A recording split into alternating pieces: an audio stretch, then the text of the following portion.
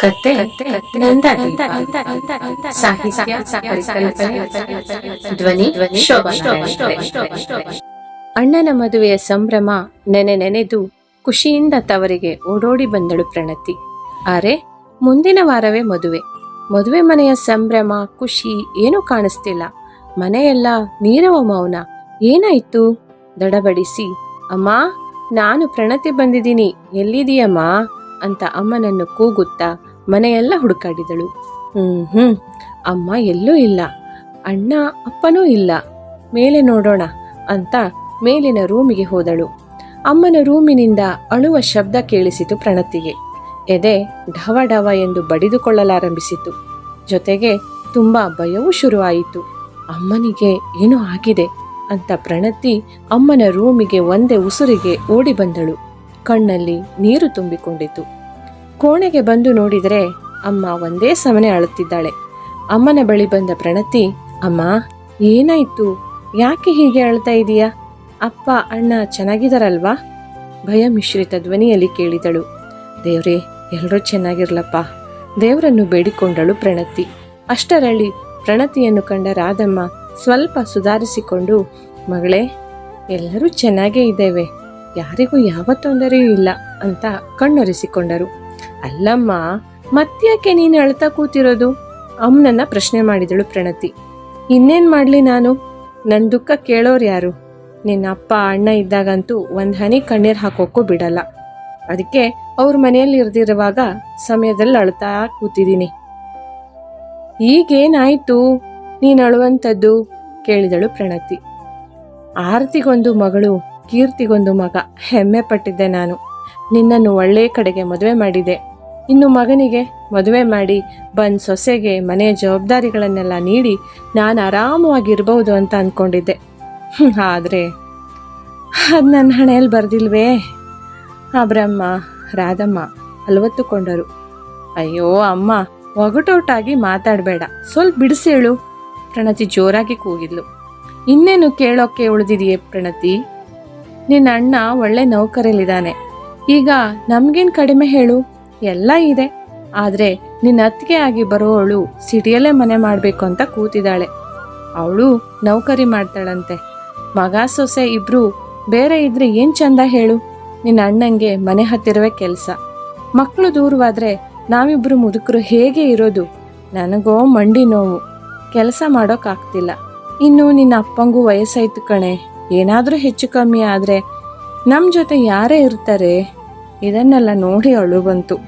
ಮುಂದಿನ ನಮ್ಮ ಬದುಕು ಹೇಗೋ ಏನೋ.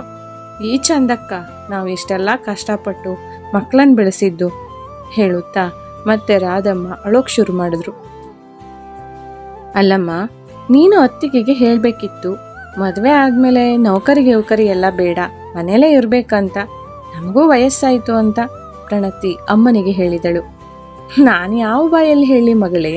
ಡಿಗ್ರಿ ಮುಗಿಸಿದ ನೀನೇ ಅತ್ತೆ ಮಾವನ ಒಬ್ಬಂಟಿ ಮಾಡಿ ಸಿಟಿಯಲ್ಲಿ ಮನೆ ಮಾಡಿ ಗಂಡನೊಟ್ಟಿಗಿಲ್ವಾ? ಮಗಳಿಗೊಂದು ನ್ಯಾಯ ಸೊಸೆಗೊಂದು ನ್ಯಾಯ ಮಾಡಿದರೆ ಜನರು ಸುಮ್ಮನಿರ್ತಾರೇನೆ? ಅದು ನಿನ್ನ ಅತ್ತಿಗೆ MTech ಮಾಡಿರುವವಳು. ಅವಳು ನೌಕರಿ ಮಾಡ್ತೇನೆ ಅಂದರೆ ತಡೆಯೋ ಸರಿಯಾ? ರಾಧಮ್ಮ ಮಗಳ ಮುಖವನ್ನೇ ನೋಡುತ್ತಾ ಕೇಳಿದರು. ಅಮ್ಮನ ಗೋಳಾಟ ನೋಡಿ ಪ್ರಣತಿಗೆ ಕರುಳು ಹಿಂಡಿದ ಹಾಗಾಯಿತು.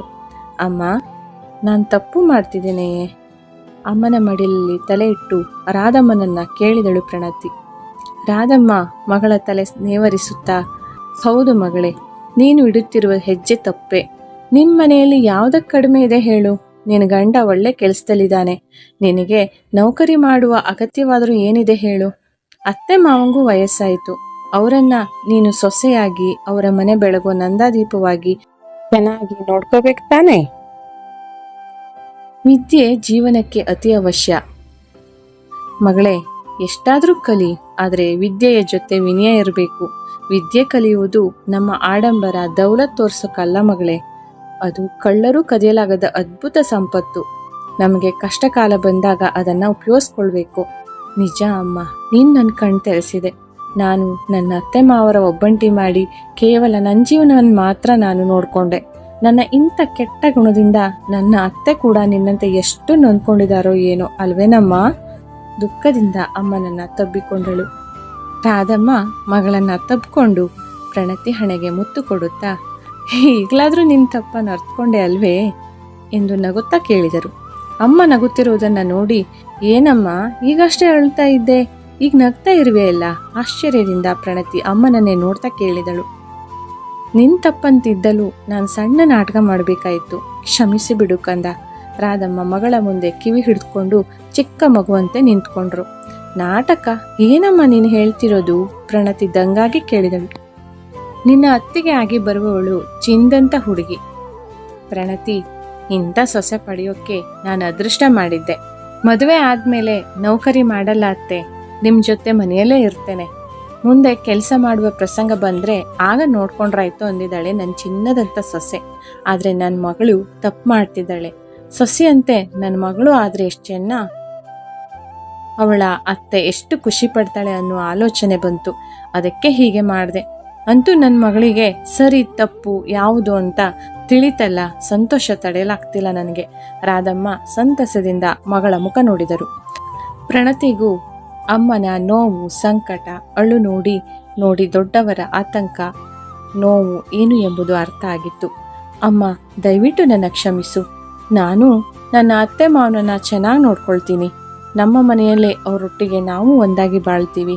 ನಿನ್ನ ಮಗಳಾಗಿ ಹುಟ್ಟಿದ ಮನೆಯ ಹೆಸರುಳಿಸಿ ಕೊಟ್ಟ ಮನೆಗೆ ಬೆಳಕು ನೀಡೋ ನಂದಾದೀಪ ಆಗ್ತೀನಿ ಎಂದು ಪ್ರಣತಿ ಹಸನ್ಮುಖಳಾಗಿ ನುಡಿದಾಗ ರಾಧಮ್ಮ ಲಘುವಾಗಿ ಪ್ರಣತಿ ಕೆನ್ನೆಗೆ ಹೂ ಮುತ್ತು ಕೊಟ್ಟು, ನನ್ನ ಮುದ್ದು ಬಂಗಾರ ಎನ್ನುತ್ತಾ ಕೈಯಿಂದ ಲಡಕ್ಕಂತ ದೃಷ್ಟಿ ತೆಗೆದು ನಿವಾಳಿಸಿದರು. ನಮಸ್ಕಾರ.